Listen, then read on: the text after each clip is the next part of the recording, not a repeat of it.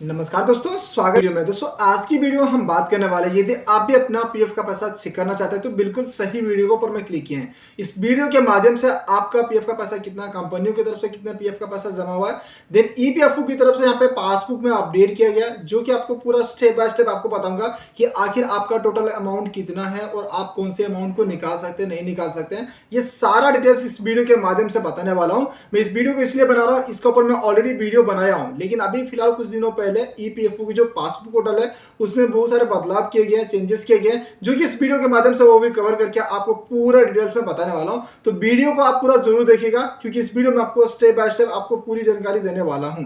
चलिए वीडियो को स्टार्ट करते हैं और आपको कंप्लीट जानकारी देते हैं कि पीएफ बैलेंस आप किस प्रकार से चेक कीजिएगा खुद से ऑनलाइन घर बैठे ही। तो उसके लिए आपको सिंपली क्या करना, अपने मोबाइल में या फिर लैपटॉप के जरिए से मैं आपको बताऊंगा। मैं यहाँ पे आपको लैपटॉप के जरिए से बता रहा हूँ, क्योंकि यहाँ पे जो भी मैं बताऊंगा आपको प्रॉपर व्यू आपको अच्छी तरह से समझ में आएगा।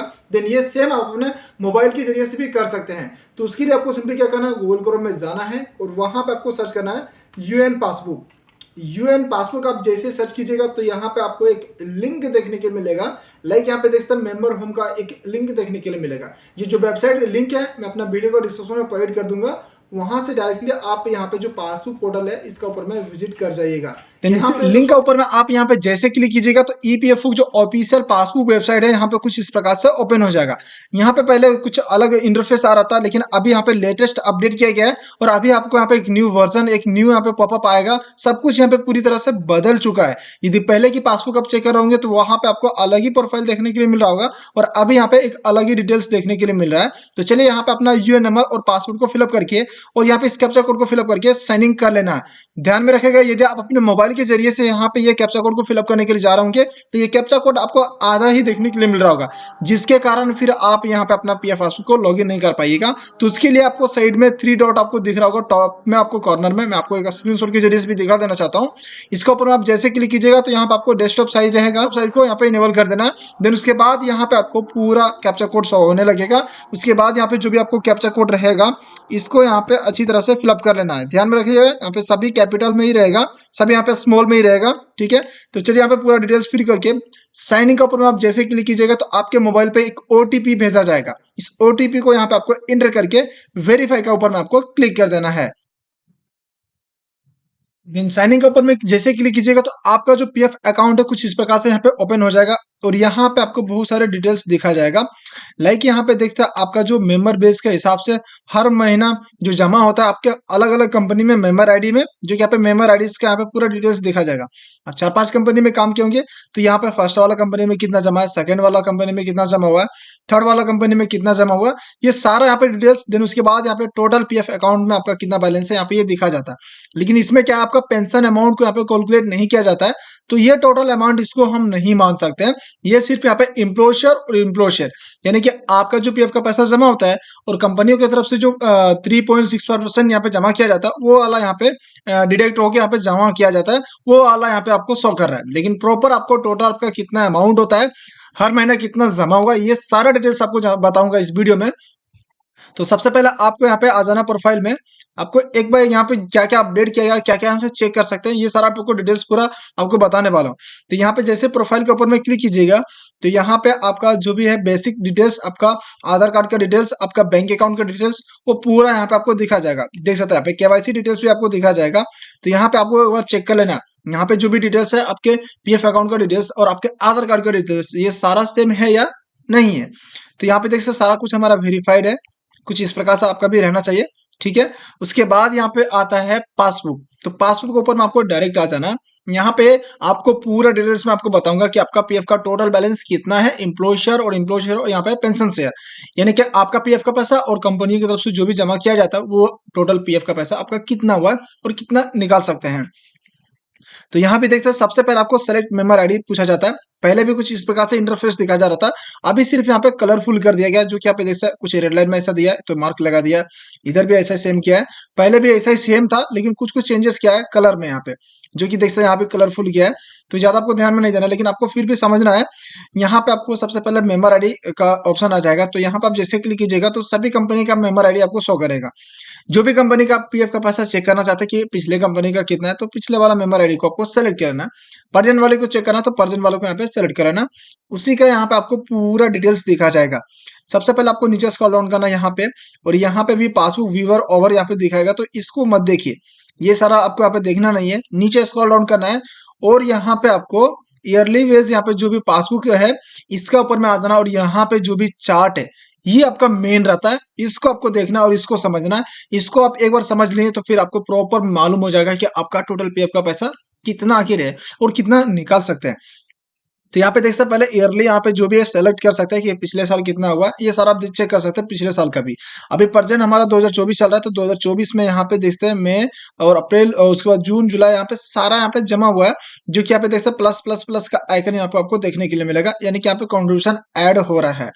अब यहाँ पे बात रहा क्या पे कि हमारा पीएफ का पैसा कितना जमा हुआ टोटल, तो यहाँ पे देखते हैं 35,000 यहाँ पे एम्प्लॉय शेयर, यानी कि आपका खुद का जो 12% सैलरी से कट होके जमा किया जाता है। बोला होगा आपको अपनी कंपनी वाला कि आपका जो भी पेमेंट है उसमें से 12% कट होके जमा होगा, 1600 1800 जो भी बोला होगा आपका, उसका जो भी पेमेंट है उसका बेस पे रहता है परसेंटेज के हिसाब से। तो यहाँ पे देखते हैं इस मेंबर्स का यहाँ पे 1800 जमा हो रहा है। ये 1500 जमा क्यों हुआ दोस्तों, यहाँ पे देखते हैं इसका सैलरी एक महीना में थोड़ा सा कम आया, छुट्टी ले लिया, तो फिर कोई भी कारण से यहाँ पे आपका पेमेंट कम आएगा, तो आपका जो पीएफ अमाउंट है वो भी आपको कम ही जमा होगा। तो यहाँ पे देखते हैं पहले कितना 18,000 हो रहा था इसका, लेकिन यहाँ पे एक बार 1500 हुआ है जमा, तो यहाँ पे ये 12% आपका खुद का हो गया। अब बात रहा कि कंपनियों की तरफ से जो जमा किया जाता है वो किधर है, तो यहाँ पे आपका जो एम्प्लॉयर है, एम्प्लॉयर यहाँ पे कितना जमा हो रहा है 3.67%। उसके बाद यहाँ पे पेंशन में कुछ भाग चला जाता है जो कि 8.33%। ये दोनों को जोड़िएगा तो 12% टोटल होता है। तो टोटल यहाँ पे 12% जमा तो किया जाता है, लेकिन कुछ भाग यहाँ पे पेंशन शेयर में चला जाता है जो कि 8.33% यहाँ पे रहता है। और ये सारा भी अमाउंट यहाँ पे आपका टोटल कितना है वो आपको पता चल जाएगा, जो कि यहाँ पे देख सकते हैं एम्प्लॉय शेयर का भी टोटल अमाउंट कितना है 26,000 यहाँ पे है।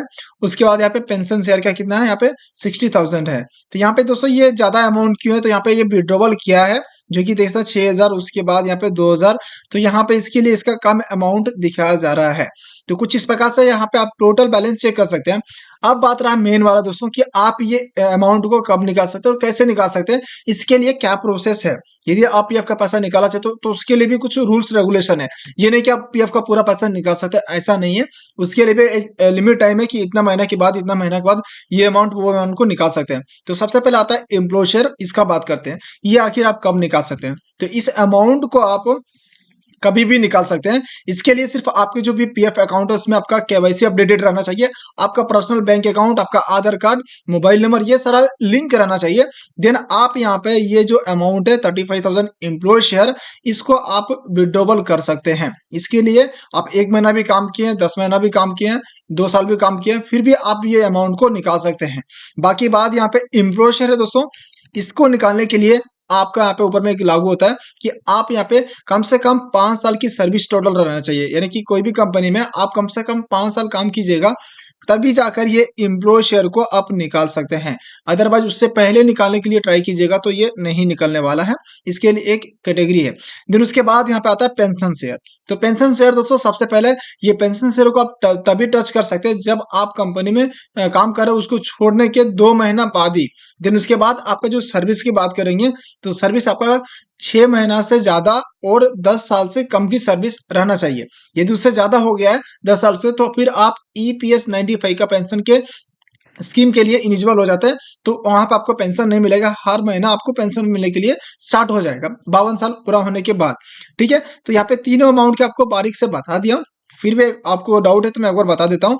ये तीनों अमाउंट को एक ही साथ निकालना चाहते हैं तो कंपनी को छोड़ने के 2 महीना बाद और आपका 6 महीना से ज्यादा की सर्विस होना चाहिए, तब ये तीनों अमाउंट को एक साथ निकाल सकते हैं। यदि आप नहीं चाहते हैं कि अलग अलग यहाँ पे निकालेंगे एडवांस के जरिए से, तो एडवांस के जरिए से कंपनी में काम कर रहे उस दौरान भी इस अमाउंट को निकाल सकते हैं, जो कि 12% है आपका ये वाला एम्प्लॉय शेयर।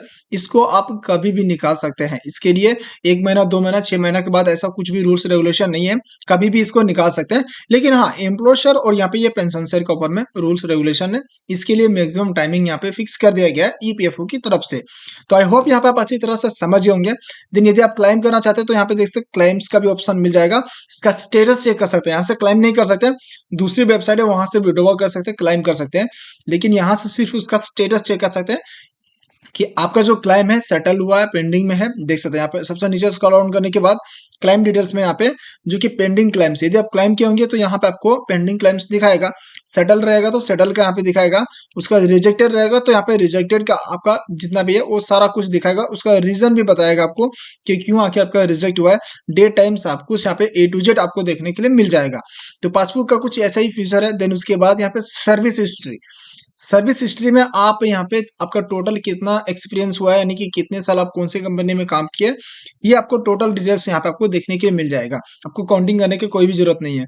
मान लीजिए आपका यहाँ पे 3-4 कंपनी में काम किए तो टोटल यहाँ पे मिला के कितना हुआ देख सकते हैं।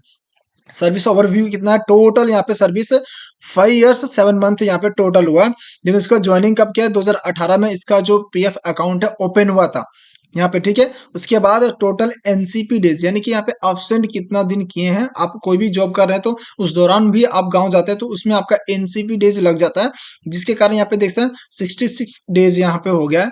देन उसके बाद यहाँ पे आपका यहाँ पे आपको जो उसके बाद यहाँ पे आपको हर एक कंपनी का डिटेल्स दिखाएगा। सर्विस यहाँ पे हिस्ट्री में आप यहाँ पे मान लीजिए कि अप्रैल में दूसरा कंपनी में आप काम कर रहे थे तो उसका कंपनी का नाम दिखाएगा, मेंबर आईडी, सब कुछ यहाँ पे A to Z, उसका अलग से आपको ज्वाइनिंग डेट दिखाएगा और टोटल एक्सपीरियंस कितना है यहाँ पे, यानी कि टोटल यहाँ पे सर्विस आपको कितना है, तो यहाँ पे देखते पूरा डिटेल्स में दिखाया जा रहा है।